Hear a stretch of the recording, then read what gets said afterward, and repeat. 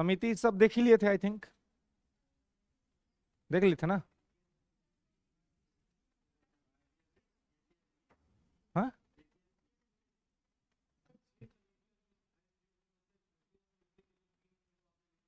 हाँ, वो नहीं कराना है, वो मैंने कल ही आपको बताया था, वो उतना इंपॉर्टेंट नहीं है। हाँ, वो सब कुछ कल ही बताए थे, विभागीय हर विभाग का होता है ना, सेवा से वो सब बताए थे, उसका उतना सिग्निफिकेंस नहीं है। जो सिग्निफिकेंस है वो है वित्तीय समिति का। ठीक है, तो वित्तीय का तीनों है जहां से सवाल पूछा जाता है ना, वो तीनों आपका हो चुका है। क्या क्या अभी तक इसमें कंफ्यूजन है, ये है। हाँ, क्या सही था? अच्छा, क्या बोला गया था आपको? हाँ, सभी वित्त विधेयक धन विधेयक हो सकते हैं।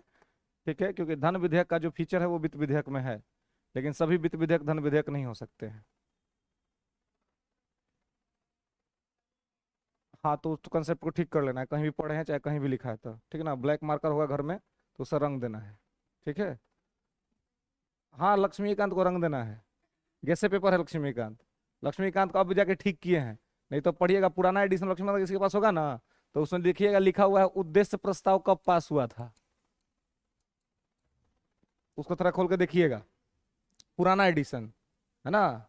अब ठीक हो गया है, अभी अब जो नया शब्द शायद आया है उसमें ठीक करके आया है, नहीं तो पुराना देखिएगा क्या लिखा हुआ है ना। तो सब गेसे पेपर है, संविधान का एक ही ऑथेंटिक किताब है, एक है मतलब दो है, दोनों में से कोई एक पढ़े, या तो सुभाष कश्यप या फिर डीडी बासु, है ना। डीडी बासु का हमारा संविधान करके आता है, संविधान करके केवल आता है डीडी बासु का, हमारा संविधान करके आता है सुभाष कश्यप का, जो जिसमें केवल संविधान की बात की गई है, प्रॉपर कॉन्स्टिट्यूशन की जो चीजें हैं वो लिखी गई हैं। तो क्योंकि कल हमने आपको बताया था कि भाई आय और व्यय के हिसाब से ध्यान रखना है ना। वित्त विधेयक में आय व्यय दोनों है, आज धन विधेयक में खाली आय है। ठीक है, तो धन विधेयक वाला जो फीचर है वो इसमें है, लेकिन वित्त विधेयक वाला फीचर धन विधेयक में नहीं है, तो इसलिए वित्त विधेयक के अंदर में धन विधेयक आएगा, है ना। धन विधेयक एक छोटा सा कॉलम है, अब वित्त विधेयक एक बड़ा कॉलम है, उसमें उसका वो फीचर दिखता है, इसमें नहीं दिखता है। कमिटीज हम लोग देख लिए थे, 118 तक बात कर लिए थे। 118 में था संसदीय समिति, तो उन संसदीय समितियों में आप देखे थे कि तीन जो महत्वपूर्ण तौर पे फाइनेंशियल कमिटीज थी, जो वित्त से जुड़ा हुआ मामला था, प्राक्कलन समिति, लोक लेखा समिति और सार्वजनिक उपक्रम समिति। अभी तक आप अगर क्वेश्चन उठा के देखेंगे प्रीवियस ईयर सिविल सर्विस का, तो या तो प्राक्कलन समिति से सवाल बनता है या तो लोक लेखा समिति से बनता है ना, ये दो ही सवाल बनते हैं। ठीक है, तो इन दोनों के बारे में, तीनों जो सार्वजनिक उपक्रम है वो भी, अपने सार्वजनिक उपक्रम के बारे में भी एक आध बार पूछा गया है कि किस समिति के रिकमेंडेशन पर बना था, है ना। तो वो कृष्ण मेनन समिति के रिकमेंडेशन पे बना था, कृष्ण मेनन समिति ने उसको रिकमेंड किया था इस संदर्भ में। ठीक है, अब हम लोग को इसके आगे देखना है, तो इसके आगे अगर आर्टिकल की बात करें तो आर्टिकल में कोई खास कुछ महत्वपूर्ण बातें अब है नहीं, है ना, कुछ लिमिटेड बातें ही हैं, जैसे कि आर्टिकल 119 कॉलम में, इसलिए मैं आपको लगातार सारे आर्टिकल बताते जा रहा हूं, लेकिन वैसे सारे आर्टिकल का भी कोई जरूरत नहीं रहता है ना, सारा आर्टिकल भी आपको याद करना कुछ इंपॉर्टेंट नहीं है, लेकिन महत्वपूर्ण आर्टिकल्स आपको जरूर याद होने चाहिए। तो 119 में संसदीय वित्त के बारे में चर्चा किया गया है, संसदीय वित्त या व्यवसाय, है ना, पार्लियामेंट्री फाइनेंस और बिजनेस, पार्लियामेंट्री फाइनेंस और बिजनेस।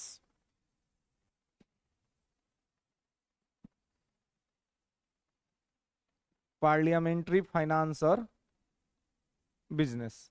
ठीक है, तो संसदीय वित्त और व्यवसाय तो संसदीय वित्त और व्यवसाय जो है ये क्या है, किस प्रकार से है, ये आपको जो है सो यहाँ पर ध्यान रखना है कि इसमें बेसिकली संसद के सदस्यों के ऊपर जो एक्सपेंडिचर होता है उस संबंध में इसमें चर्चा, जैसे कि संसद का अपना एक कैंटीन होता है ना, जिसमें कार्यवाही के दौरान जब सेशन चलता है तो नेताजी लोग जाके उसमें खाते हैं, लंच टाइम में जाके खाते हैं, और वह सब वहाँ सब खाना वहाँ खाता है, उसका बिल वायरल कर देता है फोटो खींच करके, कहे कि देखिए मंत्री महोदय ने कितना सस्ता खाना खाया, तो कहा कि 125 रुपया प्लेट खाना खाए मंत्री जी, लेकिन वह खाना अगर आप बाहर किसी रेस्टोरेंट में खाइएगा तो 5,000 से कम का नहीं होगा, है ना, वही खाना, क्योंकि उसमें सब्सिडी रहता है, तो सब्सिडी तो आम आदमी को पता नहीं है कि वहां सब्सिडी मिल रहा है, तो सब्सिडी की वजह से खाना एकदम सस्ता हो जाता है ना। अब से हम लोग को पहले क्या था, गैस पहले 435 रुपये में काहे मिलता था, क्योंकि सब्सिडी कंपनी को मिलता था, आपको नहीं मिलता था। मोदी जी आए तो ये क्या किए, ये कहे कि भाई सब लोग अपना अपना अकाउंट खुलवा लीजिए, अकाउंट खुलवा करके कहने लगे कि भाई हम सीधे डीबीटी, इकोनॉमी में आप पढ़े होंगे, डायरेक्ट बेनिफिट ट्रांसफर, तो डीबीटी के तहत हम जिसके हिस्से का जो पैसा होगा उसके अकाउंट में भिजवा देंगे, है ना।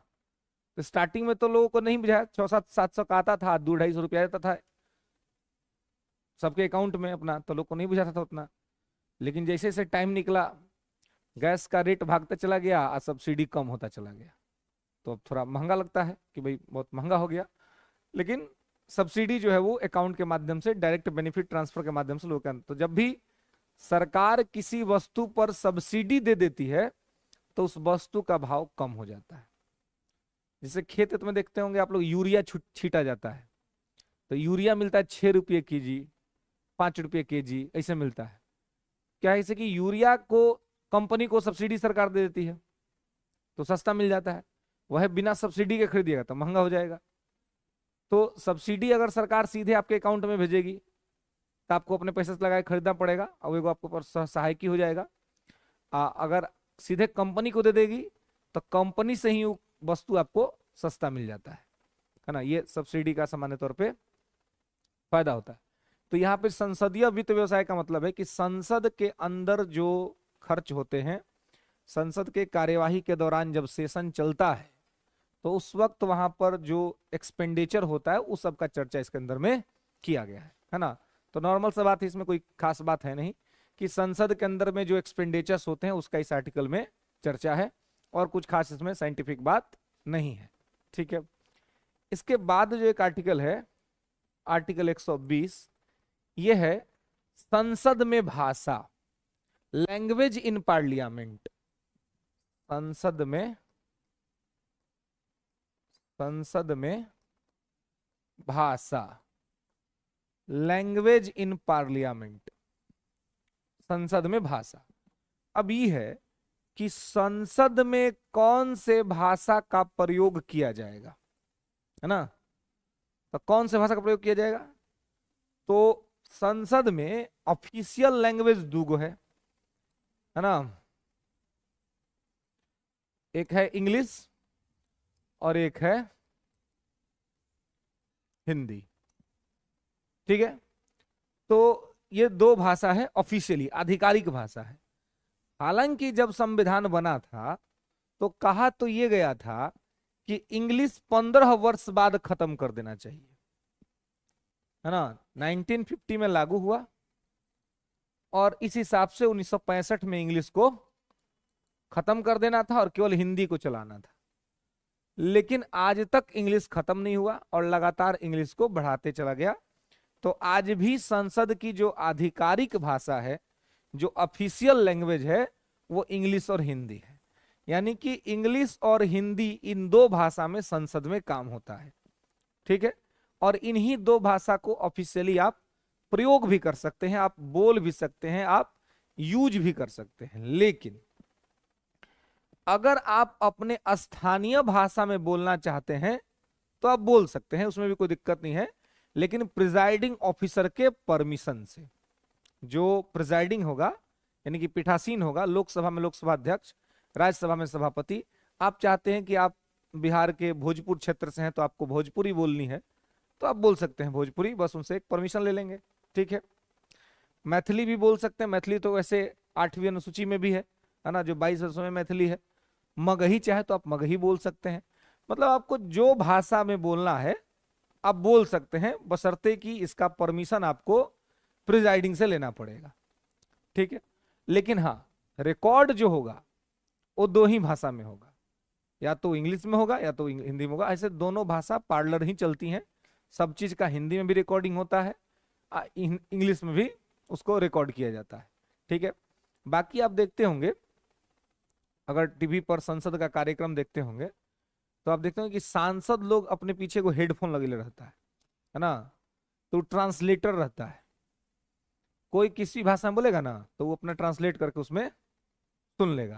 क्यों, क्या है, जैसे बहुत बार क्या होता है कि अब दक्षिण का कोई सांसद बोल रहा है, वो बोलेगा इंग्लिश में, अब बिहार लाके वो भी नहीं करेगा कि क्या बोल रहा है, अभी कैसे सुनेंगे, तो तुरंत अपना ट्रांसलेटर ऑन करेंगे, हिंदी में दबाएंगे, इनको हिंदी में सुनाएगा। कोई हिंदी में बोल रहा है, बिहार का आदमी है, कोई हिंदी में बोल रहा है, साउथ के वो तमिलनाडु का आदमी है, उसको बुझाइए नहीं रहा है कि क्या बोल रहा है, तो वो अपना सीधे इंग्लिश दबाएगा, वो तुरंत ट्रांसलेट होकर उसको इंग्लिश में सुना देगा। तो ट्रांसलेटर का काम करता है कि ट्रांसलेट करके आदमी उसको सुनता है। बहुत बार वो इसलिए भी काम आता है कि शोरगुल होता है पार्लियामेंट के अंदर में, है ना, तो ऐसे में कंसंट्रेट करके लोग के स्पीच को सुनने के लिए लोग अपना लगा लेते हैं, ताकि अपना सुन पाए, ताकि उनको बाद में जवाब दे पाए। अगर विपक्ष कोई आरोप लगा रहा है या सत्ता पक्ष कोई जवाब दे रहा है, तो जवाब दे रहा है तो विपक्ष को उसमें से क्वेश्चन निकालना है, आप विपक्ष बोल रहा है तो जवाब देने के लिए सत्ता पक्ष को उसमें से पॉइंट्स निकालने हैं। तो ये इस तरह से अपना यहां पर होता है, ठीक है, ध्यान रखिएगा। क्लियर है? तो संसद में भाषा इंग्लिश और हिंदी, ये दोनों आधिकारिक भाषा है, बाकी अपने स्थानीय भाषा में भी बोला जा सकता है। क्लियर है? कोई दिक्कत? इसके बाद आर्टिकल 121 लिखेंगे कि सर्वोच्च न्यायालय या उच्च न्यायालय के न्यायाधीशों के, सर्वोच्च न्यायालय और उच्च न्यायालय के न्यायाधीशों के आचरण और फैसलों की का चर्चा, आचरण और फैसलों का चर्चा संसद में नहीं किया जाएगा। जजेज of the supreme court and high court, जजेस of the supreme court and high court behaviour and verdict, behavior and verdict never discuss in parliament, in parliament, ठीक है, कि जो सुप्रीम कोर्ट या हाई कोर्ट के जो जजेज हैं, इनके बिहेवियर और इनके वर्डिक्ट पर संसद में कोई चर्चा नहीं होगा, नहीं तो कोर्ट ऑफ कंटेम्प्ट माना जाएगा उसको, है ना। तो इसलिए ये लोग कह देते हैं कि भाई देखो, हमारे किसी भी कार्य का चर्चा तुम अपने घर में मत करना, यानी कि पार्लियामेंट में मत करना, है ना, पार्लियामेंट में किसी प्रकार से इसका चर्चा नहीं करना है, ये यहां पर ये कह देते हैं, ठीक है।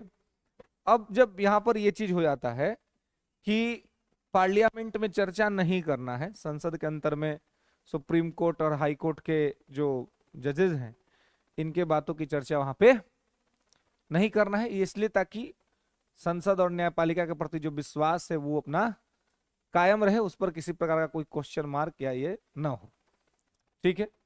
तो इसलिए यहां पे ये किया जाता है। आगे लिखेंगे 122,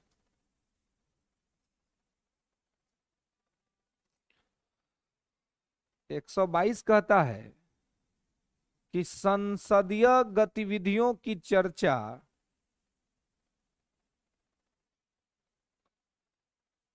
संसदीय गतिविधियों की चर्चा संसदीय गतिविधियों की चर्चा संसदीय गतिविधियों की चर्चा न्यायालय में नहीं की जाएगी। Parliamentary activity never be discussed in court. ठीक है। अब देखिए, अब दोनों एक दूसरे दोनों को समझा दिया तो भाई ठीक है, तुम्हारा काम का चर्चा हम नहीं करेंगे, हमारा काम का चर्चा तुम मत करना, दोनों आराम से रहेंगे, कहीं कोई दिक्कत समस्या नहीं है ना? है कहाँ होता है, कहाँ जाएगा?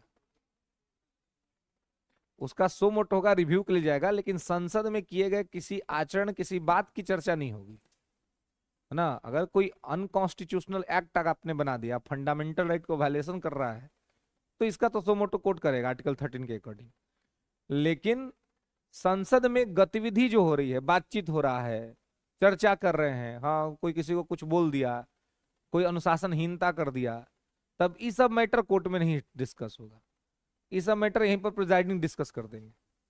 तो कोर्ट के अंदर में कुछ हो, संसद में अंदर में कुछ हो रहा है, इस पर कोर्ट अपना मैटर नहीं करेगा। कोर्ट में अगर कुछ हो रहा है, कोर्ट के न्यायाधीश कुछ कह रहे हैं, तो उसको संसद में नहीं लाया जाएगा। लेकिन हाँ, जैसे यहां पर है कि कुछ मैटर सोमोटो के साथ जा सकता है, वैसे उनका भी है कि अगर किसी जज को ही हटाना हो तो फिर तो डिस्कस होबे करेगा पार्लियामेंट में, क्योंकि सुप्रीम कोर्ट और हाई कोर्ट के जज को हटाने का काम संसद ही करती है। तो अगर हटाने का प्रस्ताव आ गया, तब तो सुप्रीम कोर्ट के न्यायाधीश के बिहेवियर की चर्चा होगी, है ना? उनके द्वारा किए गए कृत्यों की चर्चा होगी, तभी तो हटाया जा सकेगा। तो अगर उनके हटाने का प्रस्ताव है तो इस संबंध में चर्चा होगा सदन में, बाकी किसी भी स्थिति में नहीं होगी। और वैसे ही संसद यदि कोई ऐसा कानून बना रही जिससे आम आदमी को बहुत बड़ा नुकसान होने वाला है, तो ऐसी स्थिति में कोर्ट भी उनका रिव्यू कर लेगा। ठीक है, कोर्ट भी उनको देख लेगा। बाकी सामान्य परिस्थितियों में ना तो कोर्ट संसद की एक्टिविटी पर कुछ बोलेगा, टिक्का टिप्पणी करेगा, और ना ही संसद कोर्ट के किसी एक्टिविटी पर टिक्का टिप्पणी करेगा। समझ रहे? दिक्कत नहीं ना? तो इसको ध्यान रखिएगा। ठीक है, तो यहां पे ध्यान रखिए, इसके आप 121 है 122, दोनों को ध्यान रखने के लिए देखो, हिंदी सिनेमा का गीत है जी, हमारे अंगनों में तुम्हारा क्या काम है ना? तो सुप्रीम कोर्ट कहता है कि हमारा अंगना में तोहर कोनो काम नहीं, और संसद का देखिए हमरो अंगना में तोहर कोनो काम नहीं, तू अपना घर खुश रहो, हम अपना घर खुश हैं, है ना? ये बढ़िया अपना कॉम्बिनेशन है ना? कि भाई दोनों आदमी दोनों में राय कर ले, है ना? देखते हैं दो भाई वही रहता है, दोनों गलती कर दिया, तो दोनों कहता है तू मत कहना, पात पिता इसे कंप्लेन मत करना, हम कंप्लेन नहीं करेंगे, दोनों आदमी अपना अपना भुला जाते हैं बात को, तो कंप्रोमाइज कर लेता है सब, तो वह दोनों में से कोई किसी का कंप्लेन नहीं करेगा। ठीक है, चलिए इसके बाद है आर्टिकल 123। तो 123 तब पढ़ ही चुके हैं जी, राष्ट्रपति का ऑर्डिनेंस पावर तो पढ़ चुके हैं, वही है 23, और कुछ है नहीं। 123 राष्ट्रपति की अध्यादेश शक्ति, ordinance power of the president, ordinance power of the president.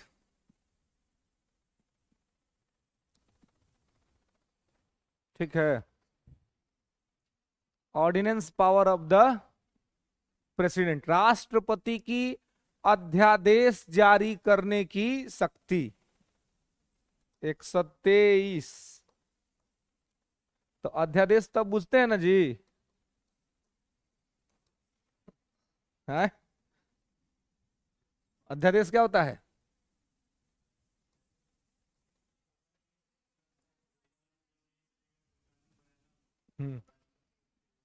हम्म तो इस तो पढ़ ही चुके हैं, सब क्लियर है, जब राष्ट्रपति पढ़ा तो वही बताए थे, है ना? अध्यादेश में किसी को कोई कंफ्यूजन नहीं ना है?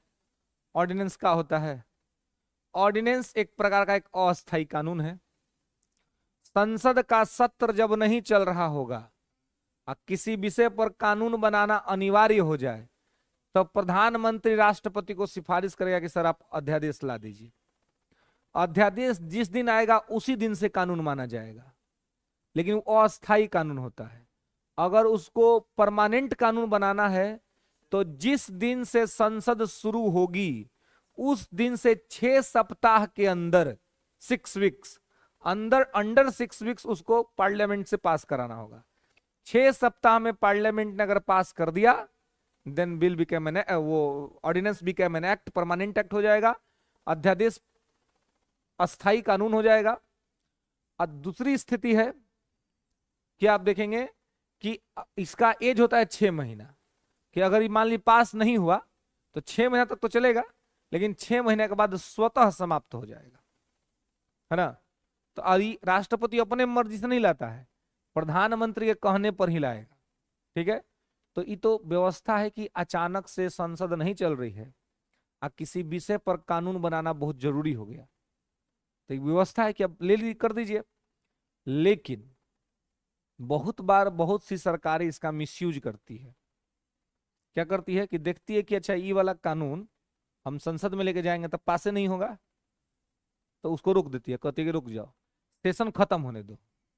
जब सेशन खत्म होता है तो राष्ट्रपति को कहे कि सुनिए ना, वो काम करिए। तो बोले क्या बात है, इसको तो निकाल दीजिए, तो इसको आदेश दे दीजिए, और राष्ट्रपति आदेश दे देंगे।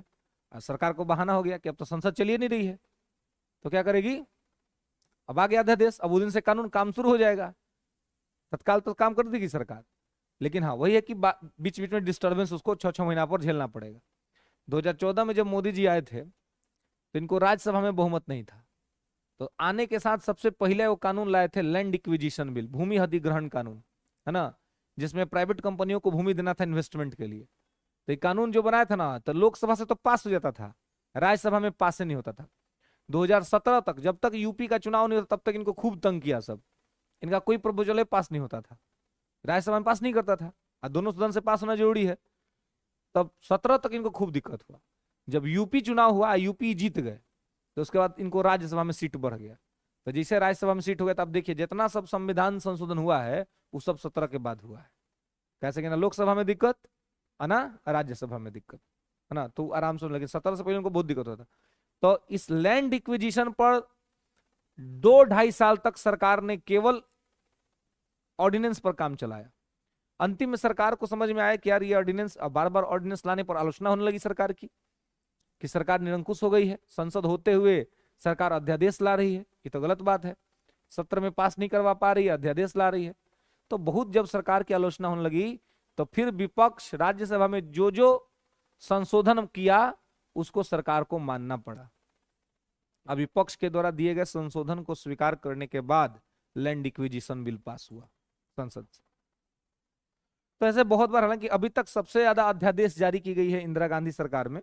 Indira Gandhi madam prime minister जो थी, उन्होंने बहुत ज्यादा अध्यादेश जारी किए थे। उसके बाद नेहरू जी का नंबर है, नेहरू जी ने भी अच्छा खासा अध्यादेश जारी किया था। लेकिन अध्यादेश वही बात है कि ये बहुत ज्यादा जारी करना ठीक बात नहीं है। अध्यादेश अगर आप बहुत ज्यादा जारी कर रहे हैं तो इसका मतलब है कि फिर संसद का कोई वैल्यू नहीं है आपके सामने, है ना। सदस्य सब जीत के कहा लाया है, सब आया है ये सब काम करने के लिए ना, आप ये सब अपने करिएगा तो दिक्कत हो जाएगा। तो 123 को अलग से जानने समझने का कोई नहीं है, समझ गए, जानते ही हैं। हाँ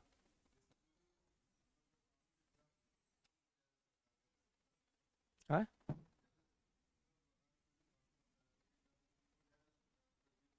हम्म हाँ, अध्यादेश में भी अगर कुछ गड़बड़ी होता है बिल्कुल जा सकते हैं। अगर अध्यादेश आया, अध्यादेश से कोई बहुत बड़े स्तर पर अधिकारों का हनन हो रहा है, तो आप जा सकते हैं कोर्ट में, कोर्ट अपील कर सकते हैं, कोर्ट उस आदेश का रिव्यू कर सकता है कि अगर कोई होगा तो उसको खारिज भी कर देगा कोर्ट। हाँ बिल्कुल कर सकता है खारिज। हाँ बिल्कुल, वही तो करे कि मोदी जी को बहुत बार करना पड़ा था, कर सकते हैं। हो गया 6 महीना खत्म हो गया फिर कर दीजिए जारी, इसलिए तो सरकार अध्यादेश लाते रहती है कि अगर ठीक है पार्लियामेंट से नहीं हो पास हुआ तो हम 6 महीना पर फिर ला देंगे। लेकिन इससे आलोचना होती है सरकार की, है ना, इससे सरकार की आलोचना, इससे लगता है कि सरकार तानाशाह बन रही है, डिक्टेटरशिप कर रही है ना। तो इसलिए ये सब चीज जो है सो नहीं करना चाहिए। इसलिए डेमोक्रेटिक कंट्री में ऑर्डिनेंस का प्रयोग करने का सरकार कम प्रयोग करती है, कि ज्यादा करेगी तो इससे उसका शिकायत होगा और फिर उसकी साख जो है वो कमजोर होगी। इतने लोकप्रिय सरकार अगर चुन के आती है, बहुमत का मिलता है, जनता दे रही है, बावजूद आपको अगर ऑर्डिनेंस लाना पड़ रहा है, तो इसका मतलब है कि आप कुछ गलत कर रहे हैं तभी लाना पड़ रहा है, पार्लियामेंट क्यों नहीं पास होने दे रहा है ना। लेकिन इनको इन्होंने उसके बाद से नहीं लाया क्योंकि लोग राज्यसभा में इनका बहुमत हो गया, लगभग 50% से ज्यादा स्टेट में इनका शासन हो गया है, तो राज्यसभा में भी इनको बहुमत है और लोकसभा में तो है ही है ना। अब देखना है 4 जून का कहानी क्या होता है ना। अब 4 जून तो मैटर क्लियर हो जाएगा, 4 जून के बाद कितना लोग दिल्ली चल जाएगा, कितना लोग घरे चल जाएगा, है ना, कि भाई घर चलो आराम करो, है ना। अब प्रधानमंत्री आजकल बिहार में डेरा डल रहे हैं, है ना, बिहार में आते रहते हैं, लेकिन बिहार आते हैं अपना नयका जहाज से नहीं आते हैं, है ना, आते हैं एयरपोर्ट के छुटकी जहाज से। नयका जहाज से तो ना मजा आता है, मालूम होता कि लैंड करते एयरपोर्ट पर चल जाते हो, उतरने कहाँ, चिड़ियाखाना में, है ना। स्पेस नहीं है यहाँ उतना, अपने आंख से नजर से देख रहे हैं कि क्या मतलब हालत है हवाई अड्डा का, ठीक करवाना चाहिए उसको, रीऑर्गेनाइजेशन उसका करना चाहिए, लेकिन ये रिकंस्ट्रक्शन, लेकिन इसको नहीं करा रहे हैं, ना वो करा रहे हैं, ना कोनो डिमांड कर रहा है, ना यह का कोई नहीं कह रहा है कि रोजो आ रहे हैं वही एयरपोर्ट पे उतर रहे हैं। आखिर जब दिल्ली से उड़ते होंगे तो पायलटवा कहता ना होगा कि पूछते होंगे इतना पैसा खर्चा करके मंगाए हैं अमेरिका से, बहुत महंगा जहाज है, बहुत ताकतवर, बहुत उसमें ताकत है, हमने कोई दुश्मन का कोई मिसाइल छू नहीं सकता उस जहाज को, इतना जबरदस्त जहाज मंगाए हैं मोदी जी, तेज आदमी है ना, एकदम अपना सुविधा में कमी नहीं करते हैं, है ना, पूरा जबरदस्त मंगाए हैं। माने कितनों कोई भी रडार कोई भी हथियार जाएगा ना तो जहाज पहले ही खत्म कर देगा उसको, मतलब पहुंचेगा ही नहीं वहां तक। माने कैसे महाभारत काल में कवच कुंडल था कर्ण का कि भाई कोई भी तीर भेद नहीं पाएगा उसके सीना को, वही स्थिति है उनका। लेकिन अब बिहार में नहीं आता है वो, पटना में नहीं उतरता, पटना में आते हैं एयरफोर्स का छोटका जहाज से, है ना, कि पता है कि यहाँ पर अगर आएंगे ना तो तुर फाड़ देगा, सब बर्बाद कर देगा, है ना। और नहीं तो क्या है, तो कहाँ से आएंगे, इनको तो प्रधानमंत्री ना है, अभी तो प्रधानमंत्री है। इसके अलावा फिर ये लोग को चंदा में मिलता है, मैंने चंदा का पैसा भी खर्चा, जैसे ये सब ऑर्गेनाइजेशन होता है, जो मीटिंग वूटिंग होता है, तो ये सब में जो ये लोग का खर्चा होता है वो सब होता है चंदा का पैसा, है ना। हाँ वही बॉन्ड वाला, इलेक्ट्रॉल बॉन्ड है। हाँ पीएम वही है, अंतरिम है अभी, एंट्रीम है, कार्यकारी है ना, जो कि हाँ कार्यकारी है, अगर फिर चुनाव जीत गए शपथ ले लिए तो फिर हो गए, मतलब अभी प्रधानमंत्री वही है, अभी कोई निर्णय लेना होगा तो वही लेंगे, लेकिन कार्यकारी तौर पे लेंगे। मतलब अगर ये चुनाव हार जाते हैं, आगे कोई प्रधानमंत्री आता है तो ये जो अगर कोई निर्णय लिए तो उसको वापस ले सकता है वो, लेकिन अगर ये खुद रिपीट होते हैं तो उसको परमानेंट कर देंगे। अभी इस बीच इनके द्वारा लिया गया कोई भी निर्णय परमानेंट निर्णय नहीं होगा, नहीं होगा कि आप हैं तो आप ले लिए, लेकिन उसमें भी होगा कि राष्ट्रपति मॉनिटर कर रहा है कि भाई अभी आपको कम से कम निर्णय लेना है, क्योंकि ऐसे भी इसलिए क्या होता है चुनाव से पहले लग जाता है चुनाव आदर्श आचार संहिता, ना आप कोई बड़ा घोषणा कर सकते हैं ना कुछ कर सकते हैं, है ना। अगर बहुत आपदा वाली कोई ऐसी स्थिति आ गई तो आप कोई डिसीजन ले लीजिएगा तो ले लीजिएगा, लेकिन उसमें भी है कि आप कोई डिसीजन लीजिएगा तो आपको उसमें टेम्पररी तौर पे ही लेना है। 4 को रिजल्ट है, 4 के बाद क्लियर हो जाएगा कि कौन आ रहा है, तो फिर अब जो आ रहा है उसके पास पावर, अगर ये खुद आ जाते हैं तो इनके पास पावर रहेगा, दूसरा कोई आता है तो, हालांकि तो बहुत कॉन्फिडेंट है।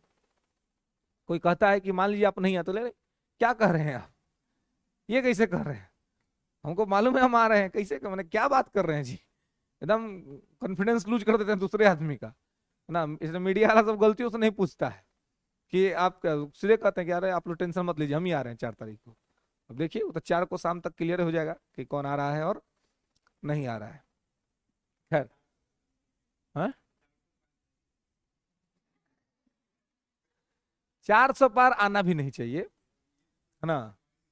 हाँ माइंड गेम था, ये साइकोलॉजी है, लेकिन कहीं ये भी हो सकता है कि ये साइकोलॉजी कहीं निगेटिव ना पड़ जाए, क्योंकि वोटिंग प्रतिशत कम जा रहा है, तो कहीं ऐसा ना हो कि मोदी जी के समर्थक लोग वोट देने ना जाए, सोचोगे अगर हमारा प्रधान 400 लेके आइए रहे तो हम वोट दिए क्या कर लेंगे, कहीं चक्कर में फील गुड हो जाएगा, अटल बिहारी वाजपेयी वाला दिक्कत हो जाएगा, है ना। तो हाँ तो ये 400 पार, अब प्रधानमंत्री कह रहे हैं कि कॉन्फिडेंस है, आप विपक्ष कह रहा है कि ओवर कॉन्फिडेंस है ना। तो 4 तारीख को ही इसका पानी पानी हो जाएगा कि भाई कौन क्या कह रहा है ना, कौन सही कह रहा है और कौन गलत कह रहा है। हम्म।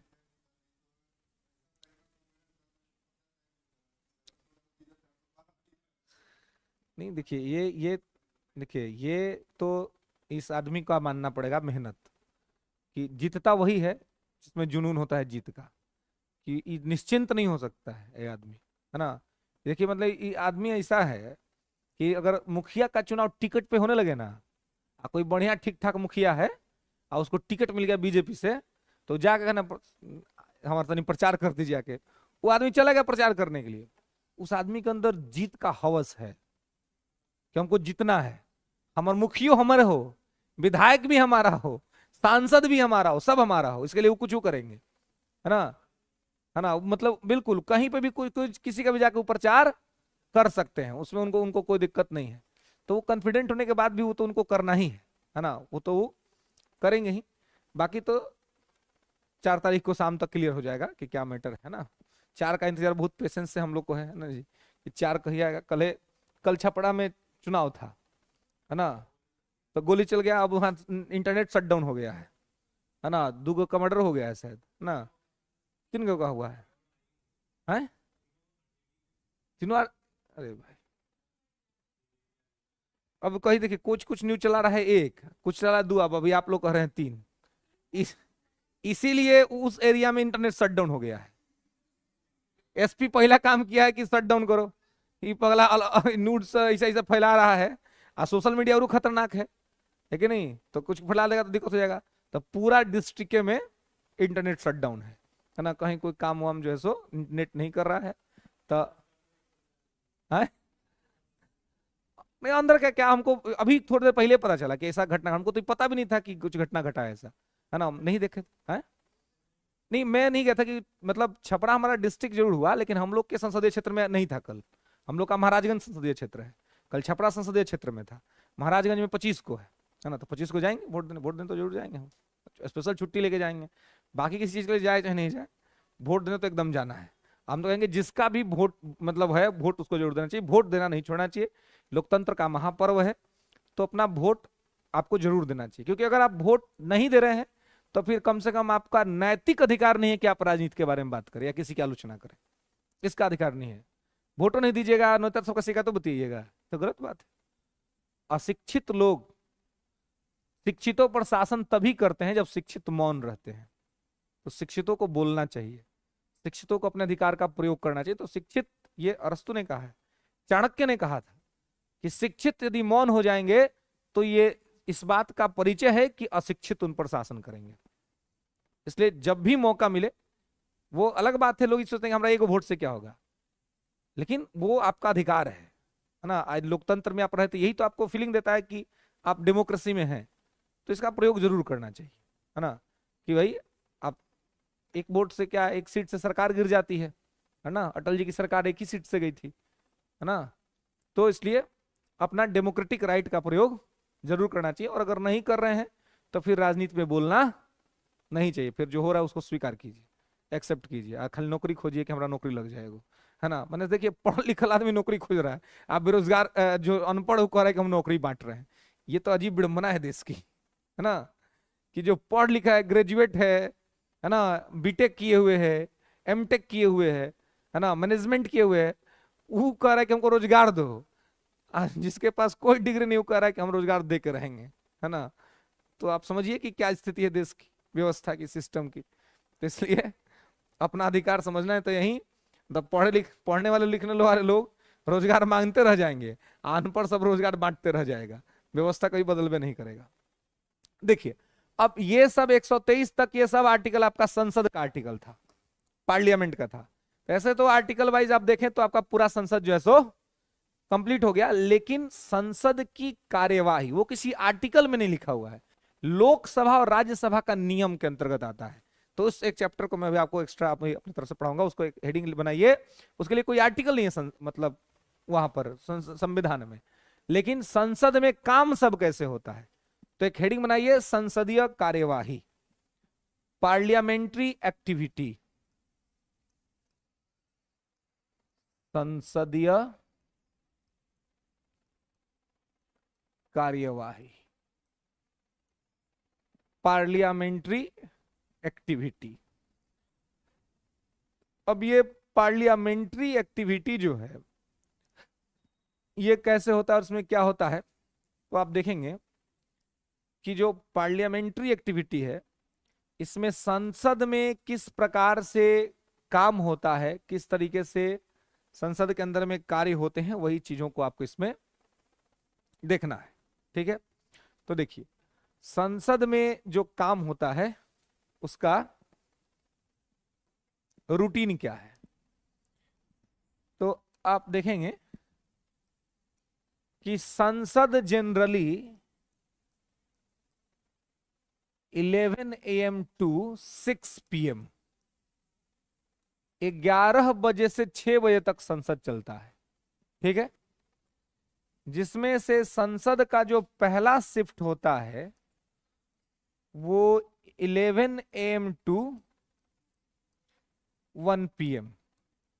ठीक है, अब फिर सेकेंड शिफ्ट होता है 2 PM टू 6 PM, और ये बीच में 1 PM टू 2 PM का जो 1 आवर है ये आपका लंच टाइम है ना, इसमें सब लंच करता है।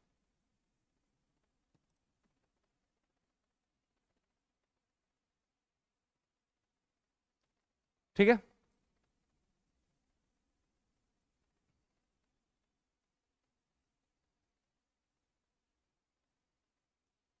क्लियर है। चलिए, तो अब इसमें क्या होता है, तो देखिए फर्स्ट हाफ जो है पार्लियामेंट का, है ना, तो फर्स्ट हाफ आप देखेंगे तो फर्स्ट हाफ है 11 AM टू 1 PM, यानी कि 2 घंटा का, पहला 2 घंटा का है। तो संसद में जो कार्यवाही होती है उसमें आप देखिएगा कि संसद की कार्यवाही आपको 11 बजे से 6 बजे तक चल रही है, लेकिन इसमें मुख्य तौर पर पहला जो 2 घंटा होता है 11 से 12 और 12 से 1, तो संसद का पहला आवर ही क्वेश्चन आवर कहलाता है। ये नोट करके लिख लीजिए कि संसद का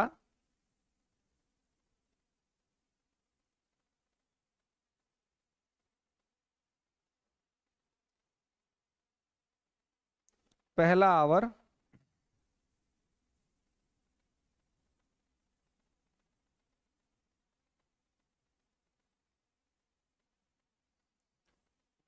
क्वेश्चन आवर कहलाता है ना। First hour of the parliament it is called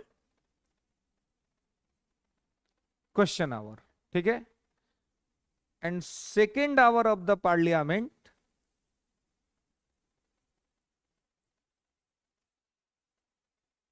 it is called zero our.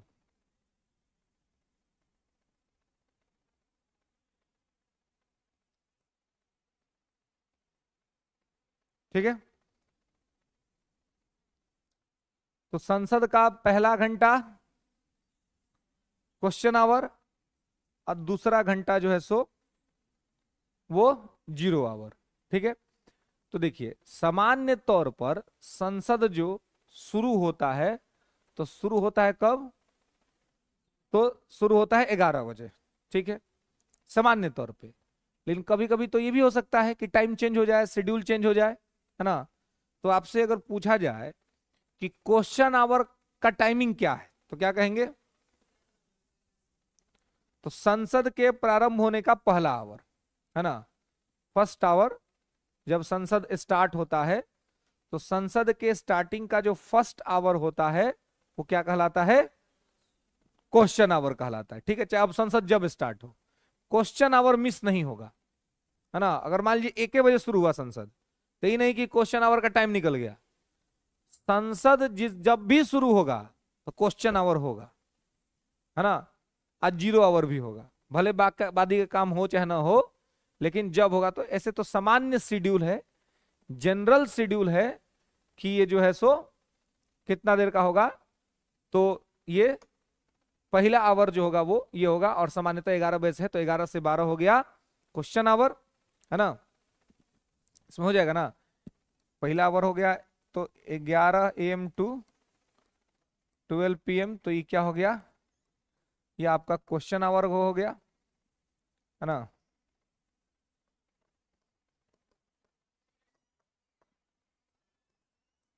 ये हो गया क्वेश्चन आवर, प्रश्नकाल। ठीक है, इसमें क्या होता है, इसमें सरकार से सवाल पूछा जाता है ना। इसका नाम ही है क्वेश्चन आवर, प्रश्नकाल, क्योंकि सरकार से सवाल पूछा जाता है। ठीक है, और दूसरा है 12 AM से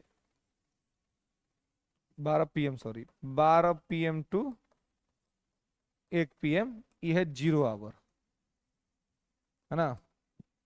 तो इसमें जो है वो बेसिकली आपसे सवाल ही पूछा जाता है। क्वेश्चन आवर में भी सवाल पूछा जाता है, और 0 आवर में भी सवाल पूछा जाता है। 0 आवर भारत का नवाचार है, नोट लिख लेंगे कि 0 our is the Indian innovation,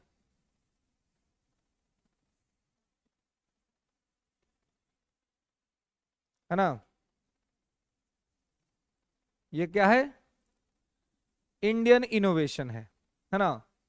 ये भारत का खोज है जी। ठीक है, किसका खोज है, भारत का खोज है।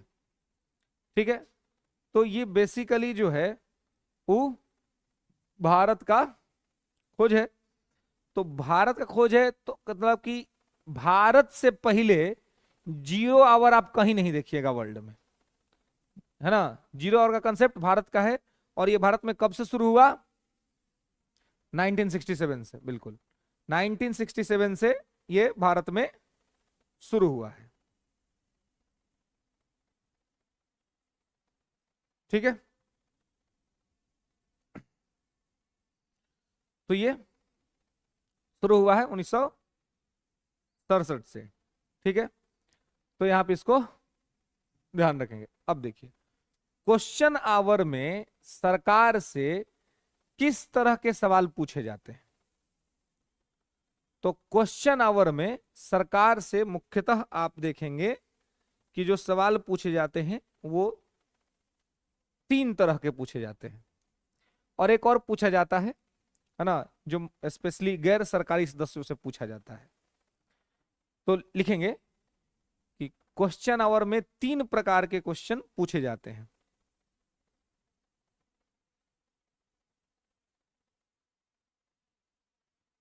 ठीक है,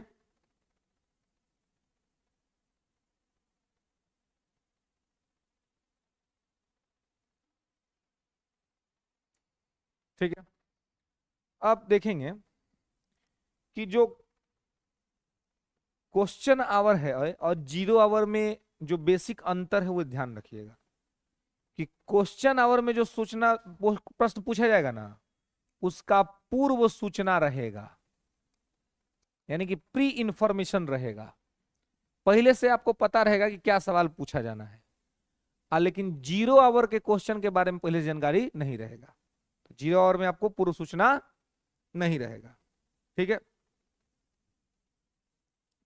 सूचना कहाँ जाता है, अध्यक्ष के पास जाएगा, अध्यक्ष भेज देगा सचिव को, महासचिव, लोकसभा का जो महासचिव है उसको, और वो भेज देगा मिनिस्टर साहब को कि भाई आप देखिए ये सवाल है, यही जवाब है, जवाब वो भेज देता है कि अपना देख लीजिए कैसे आपको देना है।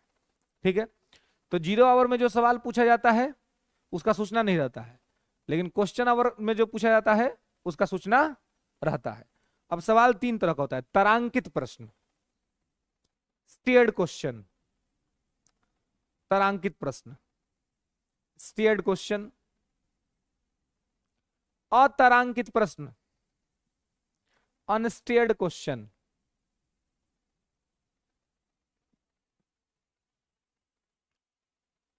अनस्टीयर्ड क्वेश्चन और अल्प सूचना प्रश्न,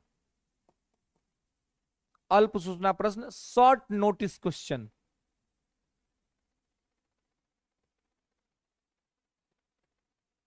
ठीक है, ठीक है, हाँ, तो आइए, तो इसमें तारांकित प्रश्न, ई ओरल होता है जी, ओरल बोले तो मौखिक, है ना, ई ओरल होता है, मौखिक होता है। ठीक है, अब जब ओरल है तब पूरक प्रश्न पूछ सकते हैं, है ना। पूछा जाता है कि पूरक प्रश्न किसमें पूछा जा सकता है, तो तारांकित प्रश्न में पूरक प्रश्न पूछा जा सकता है ना।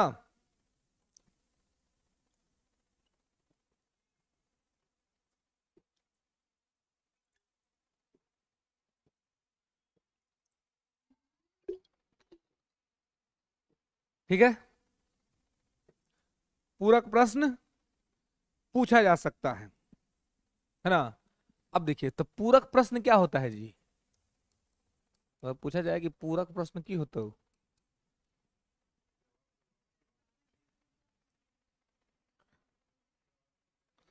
हाँ, जैसे आप लोग जो हमसे सवाल पूछते हैं, हम उत्तर देते हैं, फिर उत्तर में से कौन पूछता है अच्छा ई कैसे हुआ था, है ना। तो देखिए, ओरल क्वेश्चन में ही, मौखिक प्रश्न में ही संभावना है कि आप पूरक प्रश्न पूछ सकते हैं।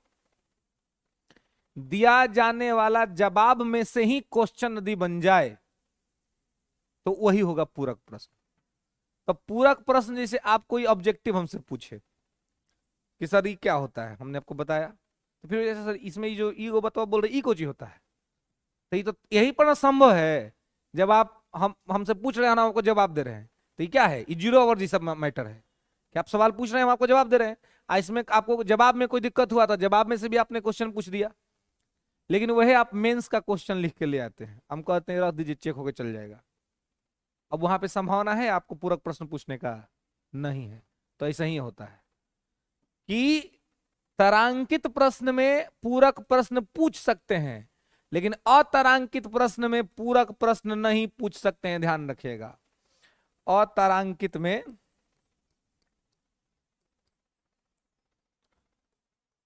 क्यों, क्योंकि अतारांकित वाला प्रश्न वहां रिटेन में होता है, ये लिख के पूछा जाता है, इसलिए मंत्री जी इसका जवाब भी लिख के दे देते हैं, लो भाई पढ़ लो, अपना पढ़ के मैटर खत्म कर लो, है ना।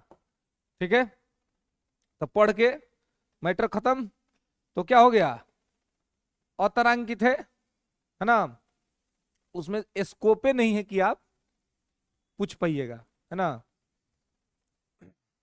ठीक है, अब देखिए कि तारांकित प्रश्न जो है ये एक दिन में कै गो पूछा जा सकता है, 20, बिल्कुल गुड। तारांकित प्रश्न एक दिन में 20 ही पूछा जा सकता है, और एक आदमी कितना पूछ सकता है, 5 गो, गुड। तारांकित प्रश्न जो है ये एक दिन में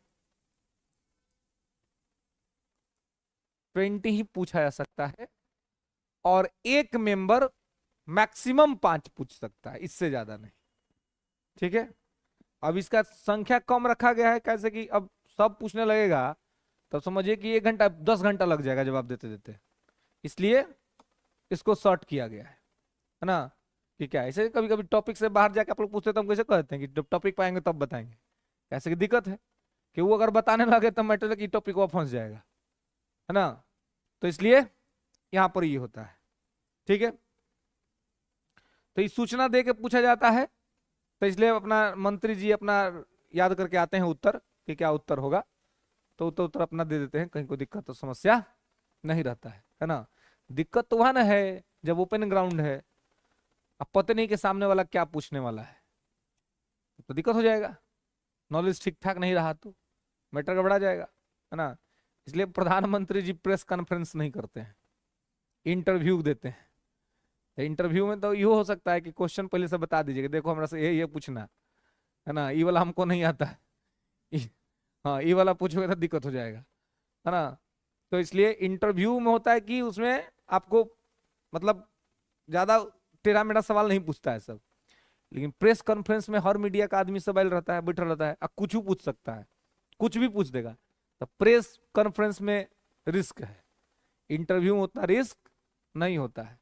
इंटरव्यू अपना अपना आदमी को बुला के दे दीजिए, न तो मोदी जी को इंटरव्यू देना है तो रवीश कुमार को बुला के दे दें, वो पगला उपाय कर देगा, है ना। उसको दिख में नहीं करता कि देश में कुछ अच्छा हुआ है ना।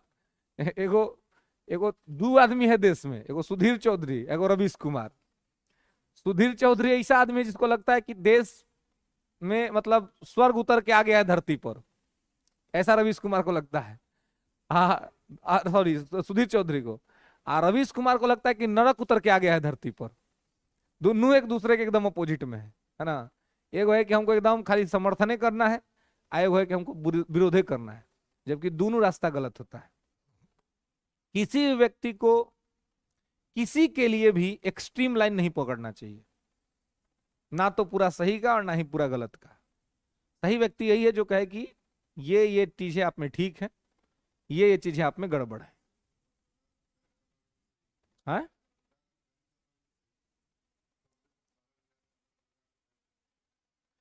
देखिए, पत्रकार और मीडिया डेमोक्रेसी का फोर्थ पिलर है ना। इनका मजबूत होना लोकतंत्र की मजबूती को दर्शाता है। लेकिन कभी कभी ऐसा लगता है कि मीडिया को भी थोड़ा कंट्रोल में रखना चाहिए, क्योंकि हम लोग यहाँ जब से मीडिया का प्राइवेटाइजेशन हुआ, मीडिया का निजीकरण जब से हुआ, तो एड के चक्कर में, टीआरपी के चक्कर में मीडिया भी पथभ्रष्टता का शिकार हो गई है। तो इस पथभ्रष्ट मीडिया को कंट्रोल करने में कोई पाप नहीं है। जैसे जब राम जी को विश्वामित्र जी लेकर के राम लक्ष्मण को लेकर जा रहे थे, तो रास्ते में एक राक्षसी मिली, महिला थी, राक्षसी थी, है ना, ताड़का, हाँ ताड़का मिली। तो ताड़िका महिला थी, वही मारीच की माँ थी, जिसका मारीच हिरण बनल था, ओकर माँ थी। तो जब मिली तो हमला करने आई। तो ये लोग कहा कि भाई हम लोग के तो भाई कहा था कि महिलाओं पर आक्रमण नहीं करना चाहिए, महिला को नहीं मारना चाहिए। तो वहां विश्वामित्र जी ने कहा कि देखो, ये सही बात है, सम्मान करना चाहिए, नहीं मारना चाहिए, लेकिन सामने महिला नहीं राक्षस है, को महिला मत मानिए, राक्षसनी है। अगर उसको नहीं मारिएगा ना तो आपको मार देगी। तो ऐसी स्थिति में मारना जायज है। मीडिया जब अपने सही कर्तव्य पथ पर चले तो उसको नहीं कंट्रोल करना चाहिए। लेकिन अगर वो स्वयं ही पथभ्रष्टता का शिकार होकर के गलत मैसेज दे रही है, जनता को भटकाने का काम कर रही है, खुद ही टीआरपी का गेम खेल रही है, तो ऐसे में उसको जरूर कंट्रोल कर देना चाहिए। तो कितना न्यूज फैला देगा सब को नहीं जानता है। ये डिसाइड करने के लिए एक स्वतंत्र अथॉरिटी बनाइए जो जांच करे।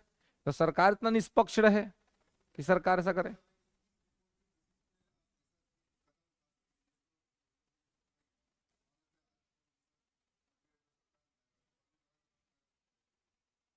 नहीं तो ये पहले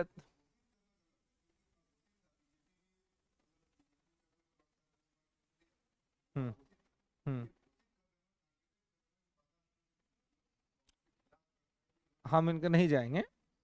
ये देखिए, ये स्टैंड तो इनका ठीक नहीं है, लेकिन अब बिल्कुल परंपरा भी गलत विकसित होगा अगर इस तरह से का ट्रेंड डेवलप कर दिया जाए तो परंपरा भी गलत विकसित होगा। लेकिन अब मीडिया को भी अपनी रिस्पॉन्सिबिलिटी समझनी पड़ेगी, और सरकार और विपक्ष को भी समझना पड़ेगा कि हमारी क्या रिस्पॉन्सिबिलिटी है। सब लोग अगर अपना अपना को रिस्पॉन्सिबिलिटी को समझ के काम करेगा तो इस तरह की दिक्कतें कम आएंगी। नहीं तो अब मान लीजिए कि ऐसा थोड़ी कि विपक्ष से सवाल नहीं किया जा सकता है, विपक्ष से भी सवाल होगा ही। लेकिन अगर विपक्ष केवल ये कहे कि हमसे क्यों सवाल पूछ रहे हो, तो ये गलत बात है। आपसे भी सवाल पूछा जाएगा, आपसे कम से कम इतना तो पूछा ही जाएगा कि आपके पास मॉड्यूल क्या है। अब आजकल यूपी वाले जो हैं, एक नेताजी के सुपुत्र, उनका एक वो अलग मैटर चल रहा है। उनसे मीडिया कोई सवाल पूछ रही है आजकल, तो वो कह रहे हैं कि हमको जवाब नहीं देना है। अभी कौन सा बात हुआ?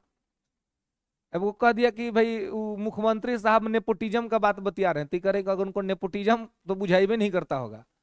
उनके पास परिवार नहीं तो हम वो परिवार न बढ़ाए, बढ़ाइए अपना परिवार, बढ़िया बात है, लड़ाइए सब लोग को। देश की जनता बेवकूफ है कि परिवार के लोगों को जिता रही है, चाहे वो किसी का भी परिवार का आदमी हो।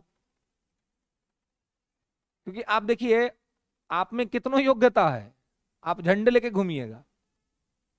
अभी उनकी एक सुपुत्री है, अब मुझे उसका एकेडमिक क्वालिफिकेशन नहीं पता है कि उसका क्या एकेडमिक क्वालिफिकेशन है, लेकिन उसको देख के लगता है कि अभी बच्ची ही है शायद। खूब होगा तो ग्रेजुएशन में होगी, कहीं इंटर पास की होगी, बड़ी तो लग नहीं रही है। और वो चुनाव प्रचार कर रही है। वो घूम रही है गाड़ी में खुला बॉडी में, वो मुड़िया निकाल देती है, गर्दनवा निकाल देती है, उसे हाथ हिलाती है। अब पागल जनता इस देश की उससे भी हाथ मिलाने की कोशिश करती है। क्या क्वालिटी है उसका, बताइए। ये सब ये क्या दिखाने का, राजतंत्र है देश में? राजतंत्र तो नहीं ना है। तुम अपना बेटियों को उतार दिए चुनाव में, वही है भाई। चलिए लालू जी का समझ में आता है कि थोड़ा सीनियर उनियर है ना, घूम करके वो कह रही है, छपड़ा से लड़ रही है, वो कह रही है कि भाई हमारा पिताजी को दिए हैं किडनी, तो हम पूरा बिहार के आदर्श बेटी हो गए। अरे भाई, अरे पीते जी का नदी है, आए आए। अरे मतलब आपका पारिवारिक मैटर है कुछ भी, है ना। अगर हम अपने भाई को अपना कोई अंग दान कर देते, इसमें क्या बड़ा काम कर देंगे। हाँ, रोड पे खड़ा किसी कमजोर आदमी, लाचार आदमी का अगर मदद कर दिए, जिससे हमारा कोई जानकारी नहीं था, निस्वार्थ भाव से हमने उसको अपना अंग दे दिया, तो ये बहुत महान काम होगा। लेकिन अपने माँ को, अपने पिता को, अपने भाई को, उनका तो कर्ज है आपके ऊपर। माता पिता का कर्ज तो कोई लड़का लड़की कभी नहीं उतार पाएगा। वो आपको दुनिया में लाए हैं, उनके वजह से आपका अस्तित्व है। तो माता पिता को आप कुछ करिएगा तो उसलिए थोड़ी ना की है, आपको करना चाहिए। इससे अच्छा है कि आप अच्छा आदमी है। लेकिन महानता उसमें है कि आप जिसको नहीं जानते हैं, कोई आराम आदमी है, गरीब आदमी है, लाचार आदमी है ना, दुखी आदमी है, उसका आप मदद कर दिए निस्वार्थ भाव से, वो आपकी महानता को दर्शाता है कि वो आप महान है। लेकिन यहाँ पर कभी मोनार्की जैसा सिस्टम सब दिखता है। एक और ही महोदय हैं, देश के गृह मंत्री के सुपुत्र महोदय, ये बैठ गए हैं बीसीसीआई के सचिव बन के। बताइए, इसको बैटो पकड़ने ठीक से नहीं आता है ना, आई सचिव बनल है बीसीसीआई के। ये सब क्या चल रहा है देश में, है ना, चल रहा है मतलब ये शॉर्ट मोनार्की है ना, कि जिसके पिता, जिसके चाचा, जिसके लोग अगर बढ़िया जगह पद पे पहुंच गए तो उनके परिवार के लोग का करियर सेट हो गया। अब बाकी आम जनता ऐसे ही हाथ मिलाने के लिए, सेल्फी लेने के लिए, मोबाइल में कैद करने के लिए, मैंने हम देख के दंग थे कि बेचारी छोटी सी बच्ची है अभी, और वो अपना घूम रही है, और देश की जनता उसके हाथ मिला रही है, अब फोटो खींच रही है। ये क्या सीन चल रहा है जी। ये रहता है कि चलिए स्कॉलरशिप पास करके आई है कहीं फॉरेन से, है ना, बढ़िया योग्यता हासिल करके आई है, तो समझ में आता कुछ भी नहीं। आप उसको चुनाव में उतार दिए, आप इसको प्राउड फील भी कर रहे हैं कि हम ले प्राउडली है। मतलब उसका करियर तो सिक्योर है, भविष्य में कुछ हो चाहे नहीं हो, सांसद चाहे विधायक तब बनी जाएगी।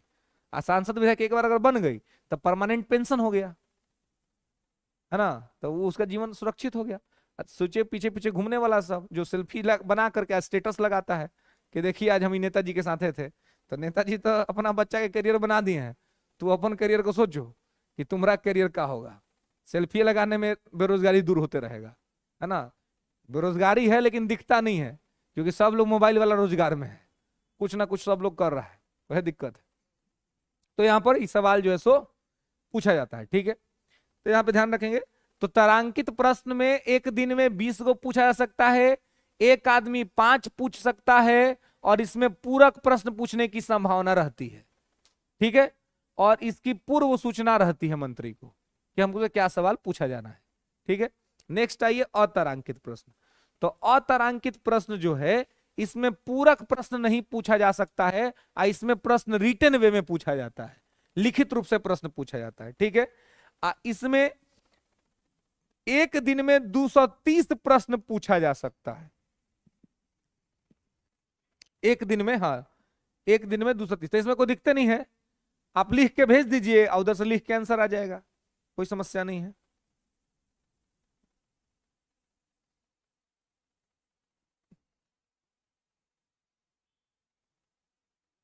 230 प्रश्न पूछा जा सकता है,